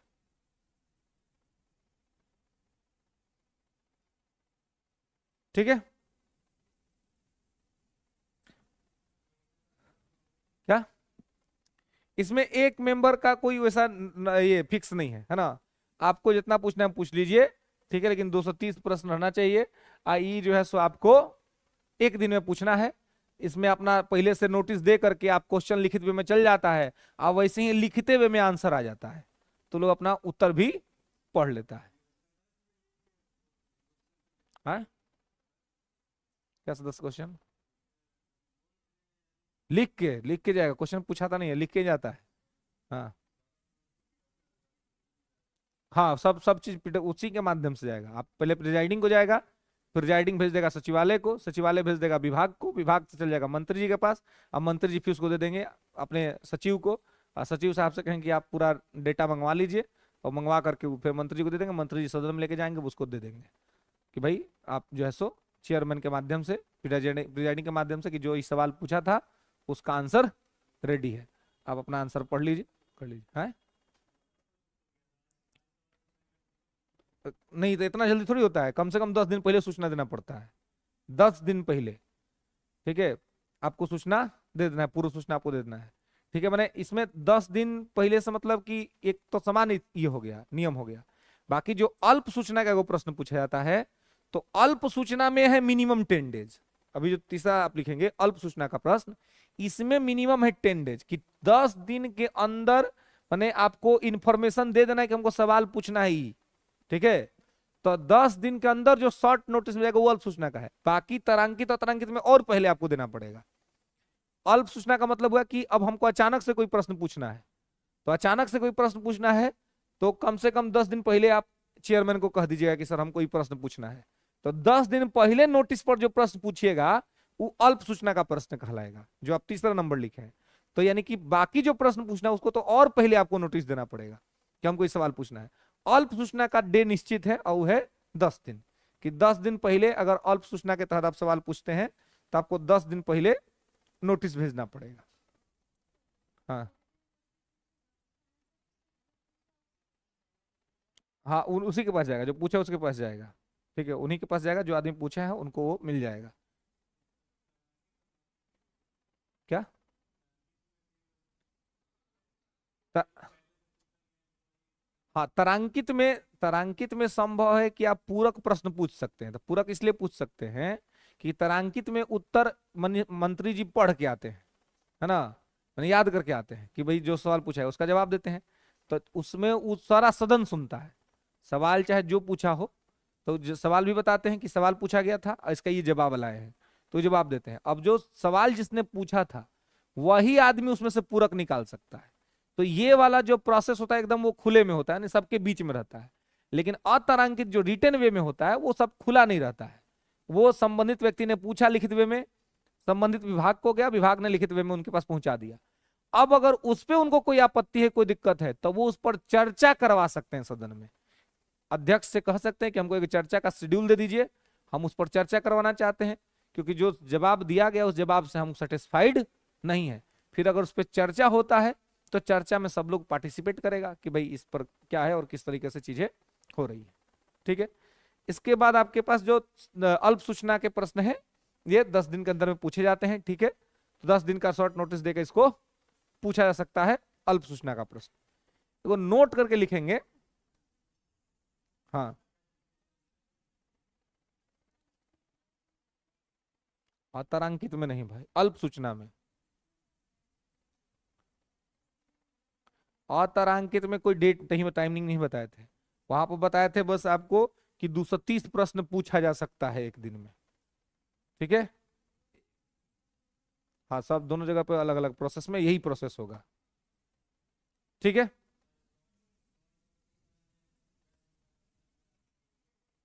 शॉर्ट नोटिस में भी कोई नंबर निश्चित नहीं है कि आप कितना पूछ सकते हैं, लेकिन शॉर्ट नोटिस में वो प्रिजाइडिंग के ऊपर डिपेंड करता है कि वो कितना एक्सेप्ट करता है। जितना उसके पास टाइम होगा उसके हिसाब से एक्सेप्ट करता है, क्योंकि टाइम वही देता है कि 5 मिनट बोलिएगा, कि 4 मिनट बोलिएगा, कि 3 मिनट बोलिएगा, कि 10 मिनट बोलिएगा, टाइम वही देता है। तो समय के हिसाब से वो स्वयं निर्धारित करता है कि हमको कितना प्रश्न को अनुमति देना है। जितना उसके पास टाइम होगा उसके हिसाब से अनुमति देगा, उसके हिसाब से वो शेड्यूल दे देगा कि इतना तारीख को आपका जवाब आएगा, आप सदन में मौजूद रहिएगा, है ना। और वही वो विभाग को भी आदेश दे देता है कि विभाग भी इतना तारीख के अंदर तक अपना जवाब जो है सो रेडी रखे, तो उसके हिसाब से वहां पर ये सब चीज चलता है। तो ये सब प्रोसेस होता है पहला आवर में, पहला 1 घंटा में। तो पहला 1 घंटा में सरकार पर क्वेश्चन की बम्बार्डिंग होती है, लेकिन फिर भी पहला फर्स्ट आवर तो ठीक ठाक रहता है, क्योंकि इसमें सरकार को पता है कि क्या आने वाला है। दूसरा आवर ज्यादा खतरनाक होता है, 0 आवर, क्योंकि 0 आवर में सरकार को पता नहीं है कि क्या आने वाला है, कुछ भी आ सकता है मुंह पे और फिर आपको जवाब देना पड़ सकता है ना। तो 0 आवर का कोई नोटिस आपको नहीं रहता है और उसमें आप ये कर सकते हैं। ठीक है, तो हाँ, रिटन में ही रहता है। ठीक है, ओरल में आपका एक ही होता है तारांकित, वही ओरल में होता है, क्योंकि ओरल में टाइम टेकिंग ज्यादा होता है। जैसे कैसे अभी आप लोग कर रहे हैं, तो क्या है, ओरल ना चल रहा है ना, तो ओरल में क्या रहे, अब एक टॉपिक पर लंबा चल रहा है, ये सवाल फिर मैं जवाब दे रहा हूँ, फिर चल रहा है, और ये होता है कि चल हो गया, जनरल लिखा दिया, आगे बढ़ते हैं, तो क्या हो गया, मैटर कंप्लीट होते चल जाएगा, समझ रहे हैं।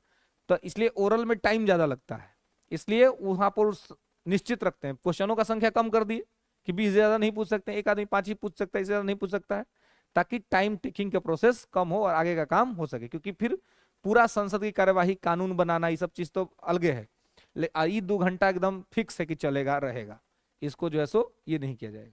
ठीक है। हम्म। हम्म।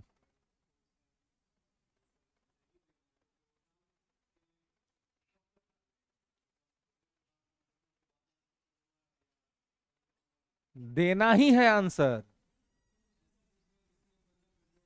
आपकी गलती है तो आलोचना होगी सरकार की सामूहिक तौर पे, क्या सरकार चला रहे हैं आप। बिल्कुल, आपको रेडी रहना है, कुछ भी सवाल पूछा जा सकता है, और आप, हाँ, शून्य काल में बिना सूचना के कुछ भी आपसे पूछा जा सकता है, और अगर आप जवाब नहीं दे पाइएगा तो आपकी निंदा होगी, आपकी आलोचना होगी सदन के अंदर में, सब मेज थपथपाएगा कि ये पगला गए लोग, मैटर करता हो गया, है ना, है ना। नहीं, है? निंदा तब आएगा जब कोई मंत्री गलती कोई काम कर देगा, है ना, कोई आदमी, निंदा प्रस्ताव तब आता है जब आदमी कोई गलत काम कर देता है ना, कोई गलत भ्रष्टाचार, स्कैम उसकैम में फंस गया, तो उसके खिलाफ निंदा प्रस्ताव आता है। निंदा प्रस्ताव सदन से पास होता है, तो हालांकि निंदा प्रस्ताव के पास होने से सरकार पर कोई असर नहीं पड़ता है, निंदा प्रस्ताव पास तो बस वही होता है कि थोड़ा शिकायत होता है सरकार का, और कुछ नहीं होता है। लेकिन वही निंदा के साथ आता है अविश्वास, अगर अविश्वास पास हो गया तो सरकार ही गिर जाएगी, है ना। निंदा से कुछ नहीं होता, लेकिन अविश्वास से सरकार पर प्रभाव पड़ता है।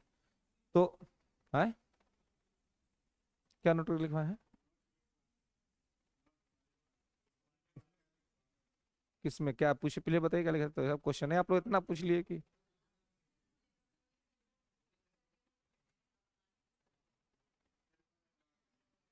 कुछ आया होगा दिमाग में बात, क्या लिखे हैं। खाली नोट से पहले कुछ नहीं लिखे हैं, हाँ? नहीं, नोट लिखे थे, लिखेगा नोट में, जो हमने आपको बताया था, गैर सरकारी सदस्य, है ना, नॉन गवर्नमेंट मेंबर, नोट में ही लिखना था, नॉन गवर्नमेंट मेंबर, गैर सरकारी सदस्य से पूछा जाने वाला प्रश्न। ठीक है, question asked from non government member.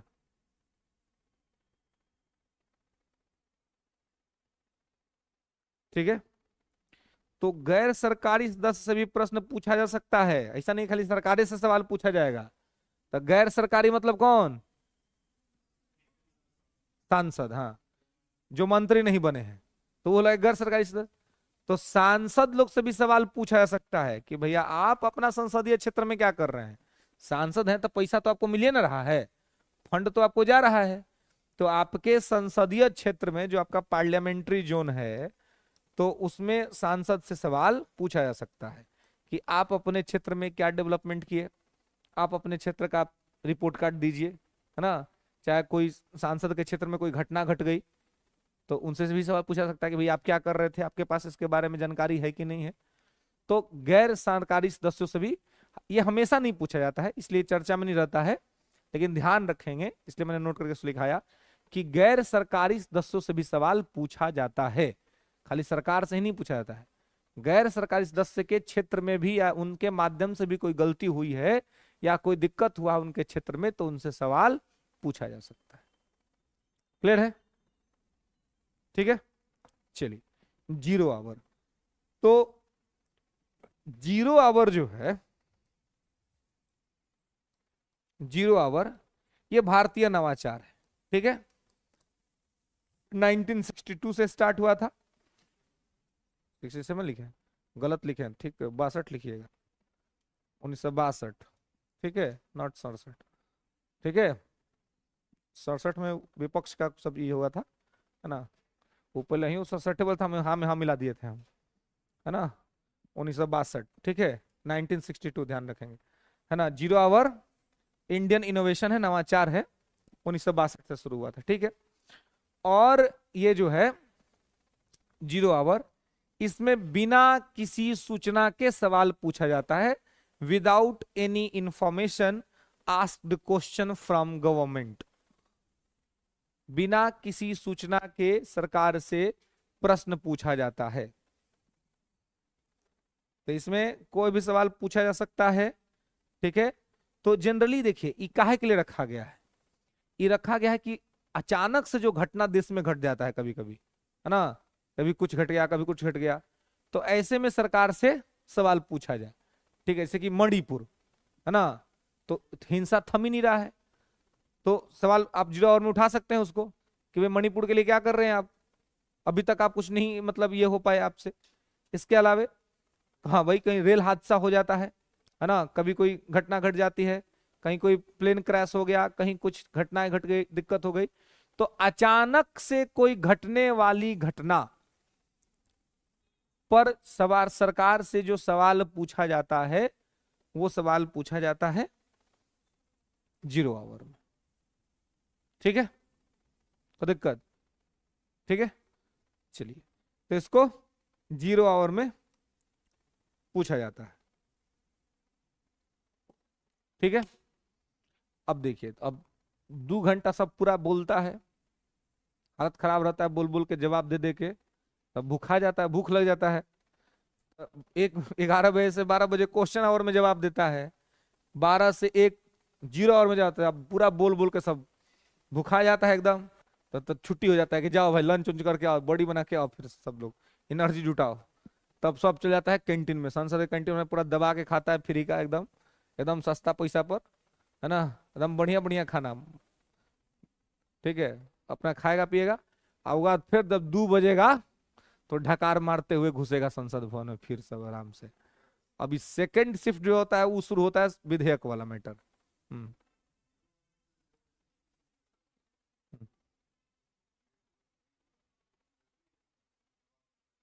क्या?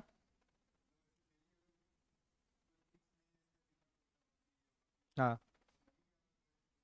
नहीं विपक्ष छोड़ता नहीं है ना, आपको जो है अपना वो सवाल पूछता ही है।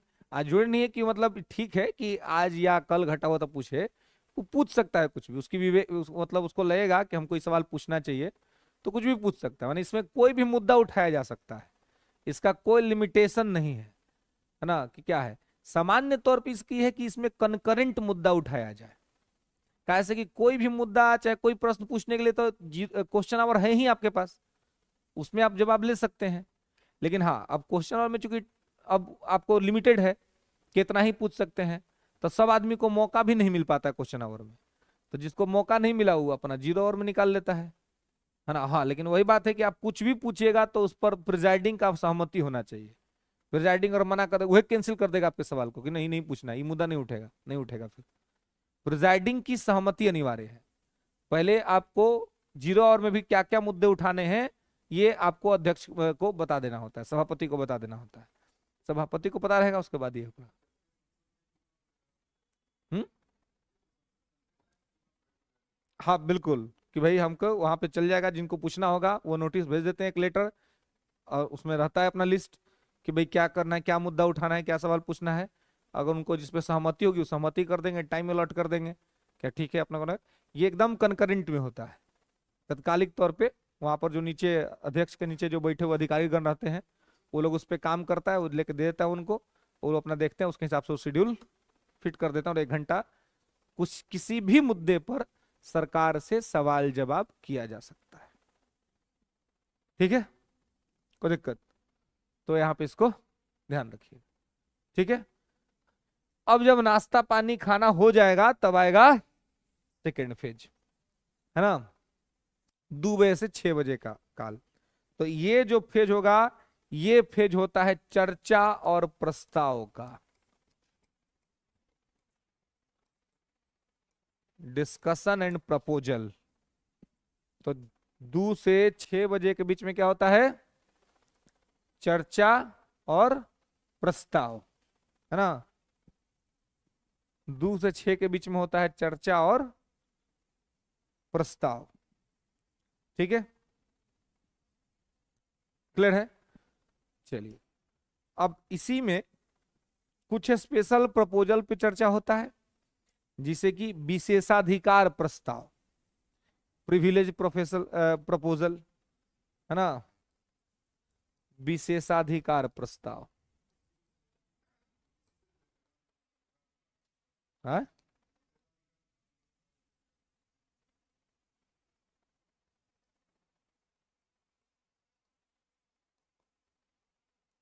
क्या कर रहे हैं?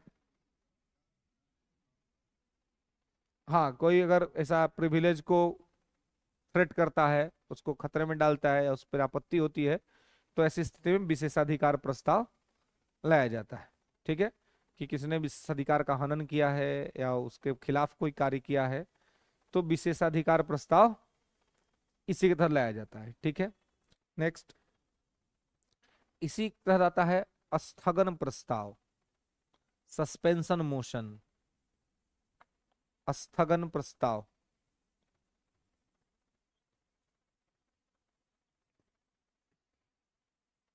धन्यवाद प्रस्ताव, थैंकफुल मोशन, धन्यवाद प्रस्ताव, थैंकफुल मोशन। अविश्वास प्रस्ताव, नॉन कॉन्फिडेंशियल मोशन।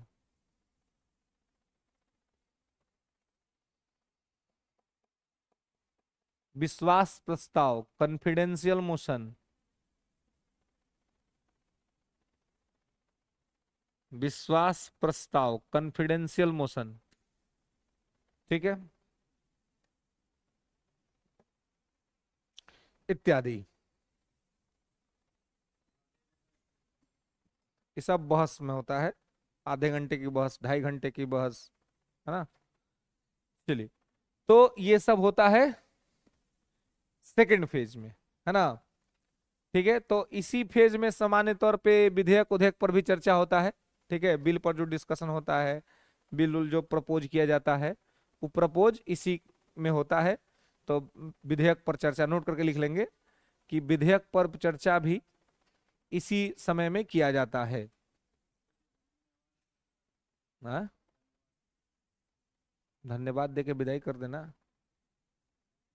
हाँ? नहीं, बताते हैं क्या होता है। तो यहां पर इसको ध्यान रखना है, किसमें क्या होता है।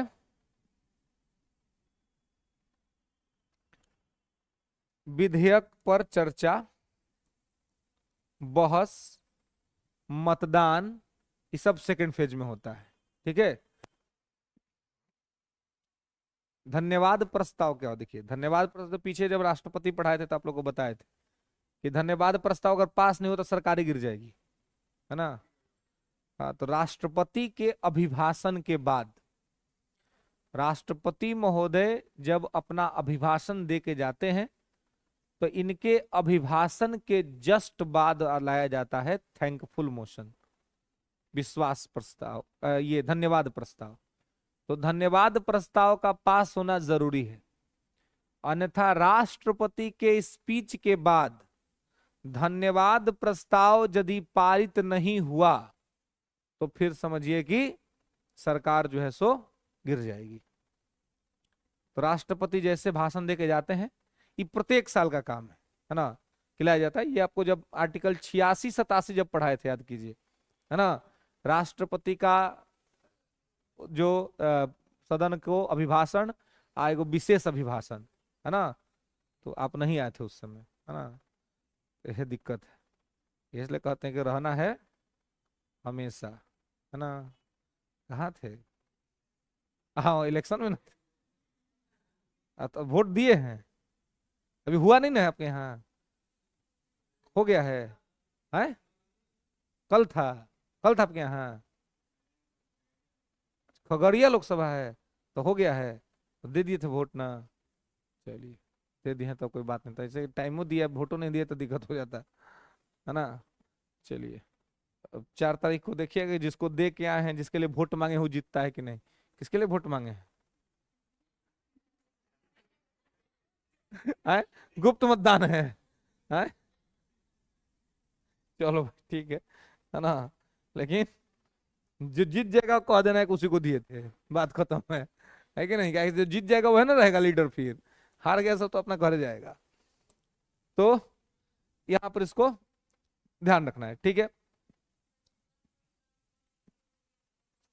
विश्वास प्रस्ताव हमेशा सत्ता पक्ष लेके आती है।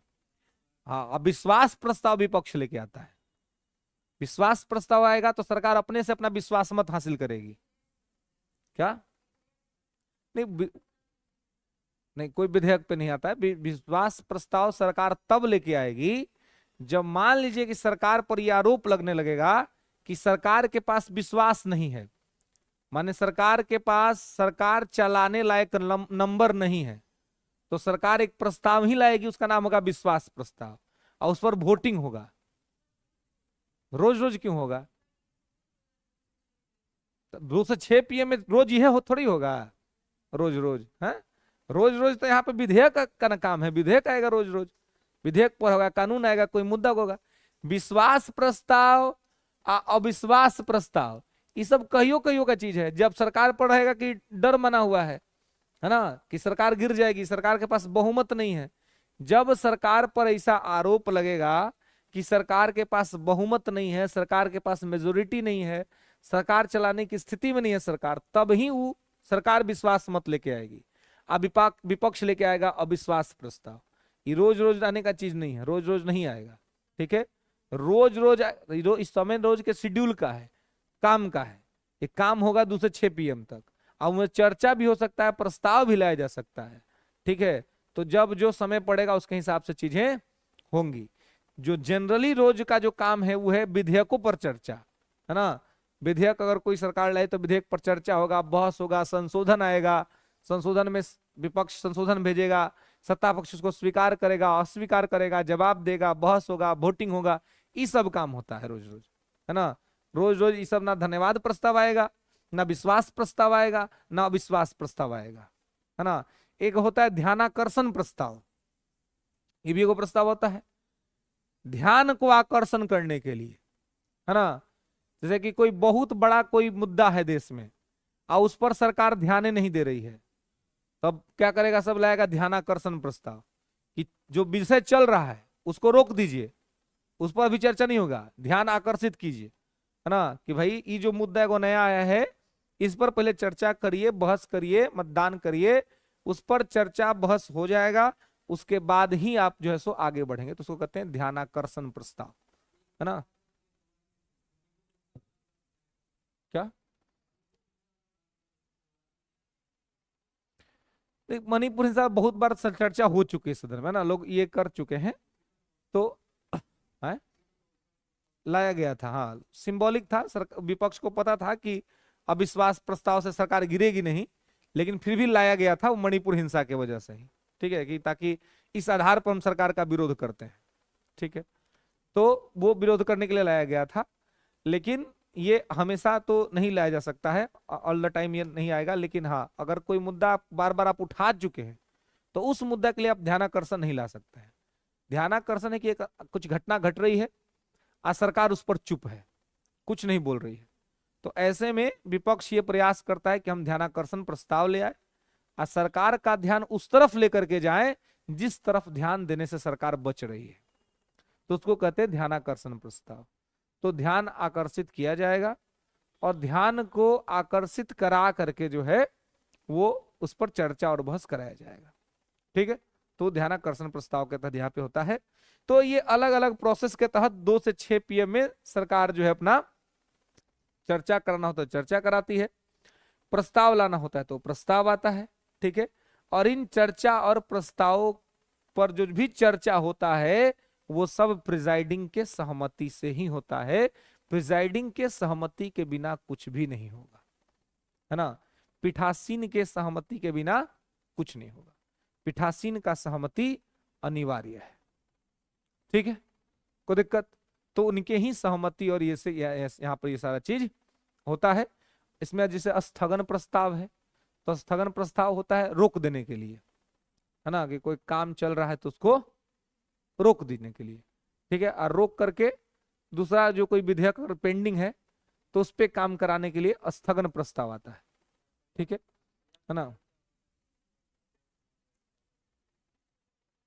अगर अगर आवश्यकता से अधिक चर्चा हो जाएगा, कोई विषय है उस पर बहुत ज्यादा चर्चा हो गया है ना, फिर भी विपक्ष चाह रहा है कि हमको अभी और डिस्कशन कराना है, तो बीच में वहां पर सब मेंटेन करने वाले बैठे हुए पीठासीन अधिकारी, वो कह देंगे कि अब हो गया, बहुत चर्चा हुआ इस विषय पर, अब इससे ज्यादा इस पर विषय पर चर्चा करना समय बर्बाद करना है, इसलिए स्थगन प्रस्ताव ला करके इसको रोक दीजिए, है ना। तो कभी किसी आवश्यक कार्य के लिए या फिर पर्याप्त बहस हो जाने के पश्चात उसको रोक देने के लिए स्थगन प्रस्ताव लाया जाता है। ठीक है, तो इस प्रकार से संसद की अपनी कार्यवाही होती है और इस तरह से संसद अपना कार्य करता है। क्या विशेषाधिकार?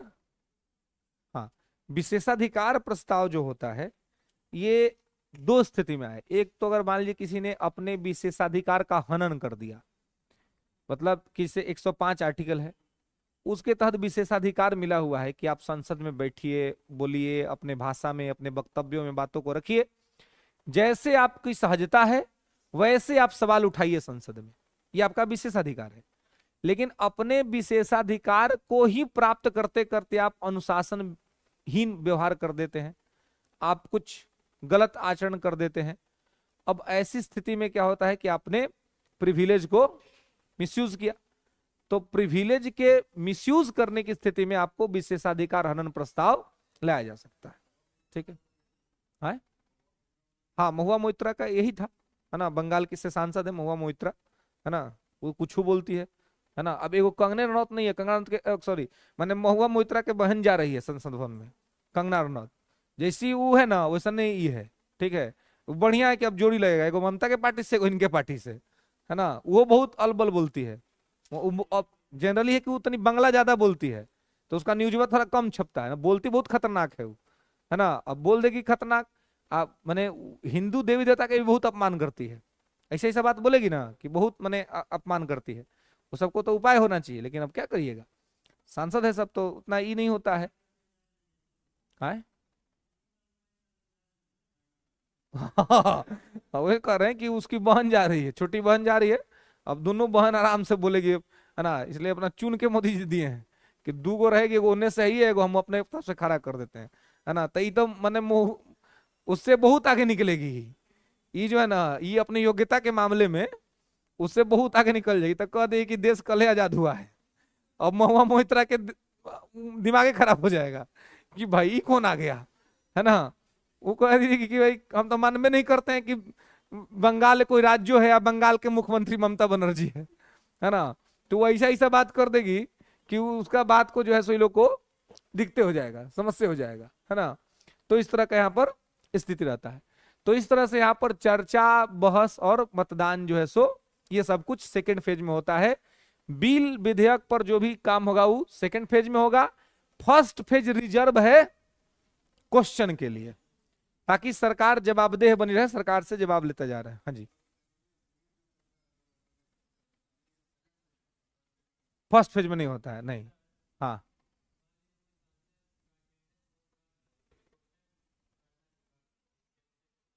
हाँ, देखिए एक तो है कि अगर 60 दिन तक कोई लगातार नहीं आया बिना किसी इन्फॉर्मेशन, तो उसका दस्ते खत्म हो जाएगा। ठीक है, और अगर किसी के क्षेत्र का है मैटर और लगातार अनुपस्थित रह रहा है और उससे आपको सवाल पूछना है, तो आप ये मैसेज कर सकते हैं प्रिजाइडिंग को। अब प्रिजाइडिंग उनके पास मैसेज पहुंचा देगा, है ना, अपने चैनल के माध्यम से।